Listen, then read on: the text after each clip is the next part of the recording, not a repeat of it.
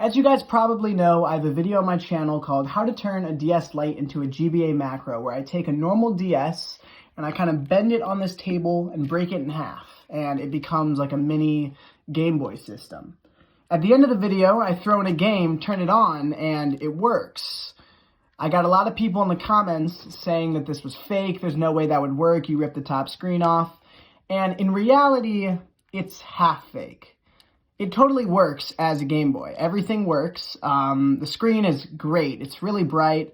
You can play games on it and everything. The thing that was a little faked in the video was the sound. The speakers on a DS Lite are actually at the top, on the top screen. So when I ripped it off, I ripped the speakers off too, which means that this thing is completely mute. Now at the end of my first video, I added audio just to make it seem more satisfying, which was really my bad. I probably shouldn't have done that. But here we are, a GBA Macro with no speakers. How can we get speakers on this though? Well, there is a solution that's really easy to just plug in headphones and play with headphones, which totally works fine. The audio jack still works. However, if you want to play with sound out loud, there's no way to do that. So I went on Amazon and I found this little speaker with an audio jack that was like $15. And I decided, why not try it and see if this would work? So if we turn this thing on, there we go. I'm going to plug it in and we're going to see how this would work on here. There we go. Full sound. And it's actually really loud. Listen to this.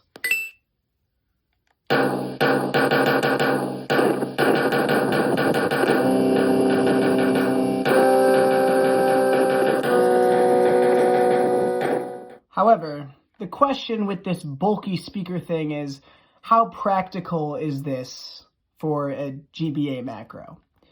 The way that I hold my DS, honestly, it doesn't feel that intrusive on my right hand. Like, I don't really care. Basically, it just looks really dumb, and I feel like it's just stupid to do this. I had a perfectly good DS Lite that totally worked. It played DS and GBA games with speakers. And, you know, I ripped off the top. And yes, I do have a really nice GBA. But if I want to play out loud, I got to use this thing, which I don't think is very practical. And if I'm actually going to use this for a long period of time, I would definitely just plug in headphones. But if you're thinking about doing a GBA Macro, I probably wouldn't suggest it. Just because your DS can play GBA games, it can play DS games, and this just is not very practical.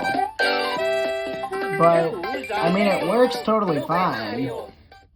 It's just a little intrusive on the right hand. But yeah, that's how you add a speaker to your GBA Macro. I wouldn't recommend going this route. You also have to charge this thing, which is another factor. Yeah.